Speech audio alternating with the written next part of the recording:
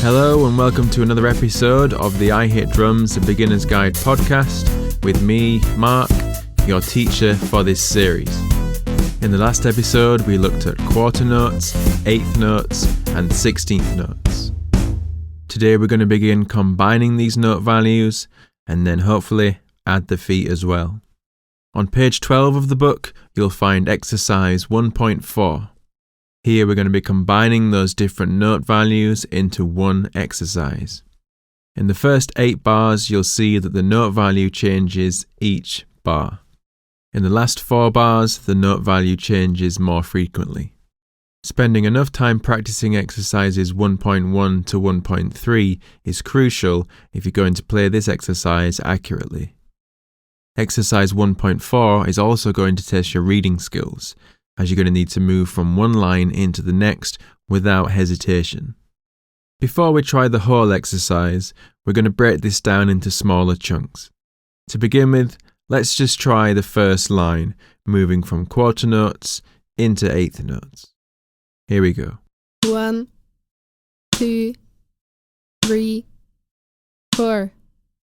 1, 2, 3, 4. 1, 2, 3, 4. Hopefully you didn't find that line too tricky. When moving from quarter notes to eighth notes, we're essentially doubling the hit rate. The second line's a little bit trickier. In this line, we're moving from quarter notes to 16th notes, essentially quadrupling the hit rate. Let's give it a try. 1, 2, 3, 4. 1, 2, 3, 4. 1, 2, 3, 4.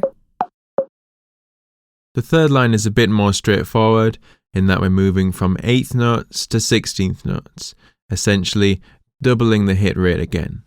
But before this third line, we're going to be coming from 16th notes. So we're actually going to be halving the hit rate when we move from 16th notes in line 2 back down to 8th notes in line 3. So let's try the first 4 lines, or 8 bars. 1, 2, 3, 4. 1, 2, 3, 4. 1, 2, 3, 4. 1, 2, 3, 4. 1, 2, 3, 4. 1, 2, 3, 4. 1, 2, 3, 4. 1, 2, 3, 4. 1, 2, 3, 4. You might have found some difficulty there moving between the different note values, but you also might have struggled moving from one line into the next. For this to happen smoothly, you need to get into the habit of looking ahead. So as you approach the end of the first line, you should already be looking ahead at the beginning of the next line. That way, you always know what's coming. If anything's going to make you hesitate, it's getting to the next line and not knowing what to do. So let's try those first 4 lines again. But this time, always try and look ahead at least one hit, so you always know what's coming next. 1, 2, 3, 4. 1, 2, 3, 4. 1, 2, 3, 4. 1, 2, 3, 4. 1, 2, 3, 4. 1, 2, 3, 4. 1, 2, 3, 4. 1, 2, 3, 4. 1, 2, 3, 4. In the last two lines of exercise 1.4, the note value is changing every half bar, or in the case of the final bar, every beat. So let's try those last two lines on their own. 1, 2, 3, 4. 1, 2, 3, 4. 1, 2, 3, 4. 1, 2, 3, 4.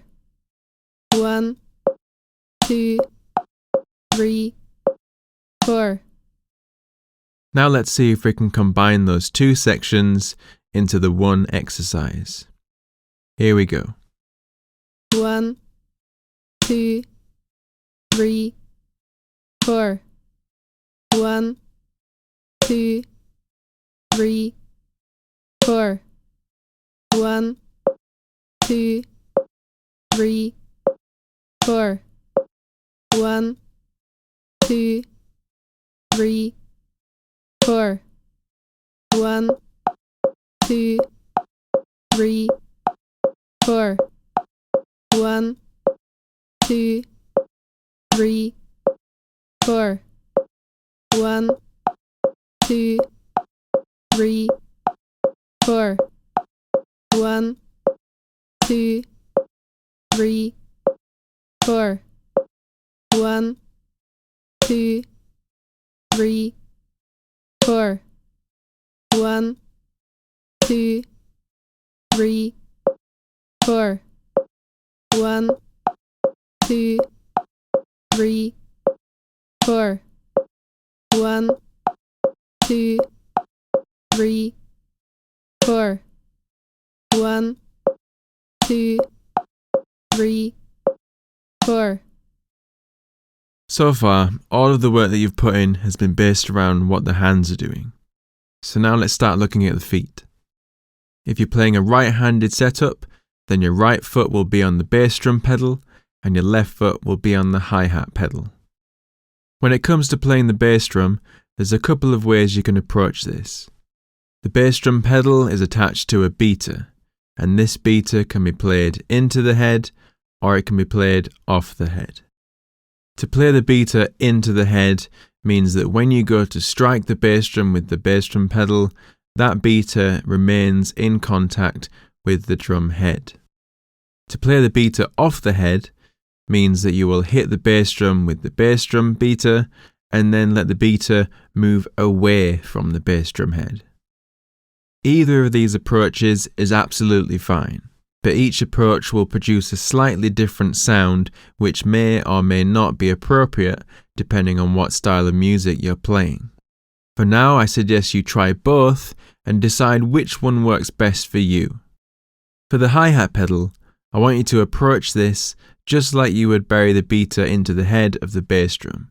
This should result in a clean chick sound between the two hi-hat cymbals, and then they should remain closed. Make sure that the hi-hat cymbals don't then open up again until the next hi-hat foot note. On page 14, there are 3 different foot combinations that we're going to use. Option A is the bass drum playing quarter notes. Option B is the hi-hat foot playing quarter notes. And option C is quarter notes played between the feet. So we're going to be doing the bass drum, then the hi-hat foot, then the bass drum, then the hi-hat foot. To help you become familiar with these 3 different foot combinations, we're going to revisit the note values from exercises 1.1 to 1.3. We'll start with exercise 1.5, where we're revisiting quarter notes on the snare drum, but we're going to be adding those 3 different foot combinations to that snare drum pattern.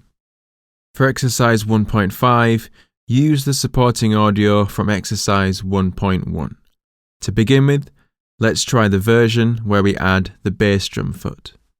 1, 2, 3, 4. 1, 2, 3, 4. 1, 2, 3, 4. 1, 2, 3, 4. 1, 2, 3, 4.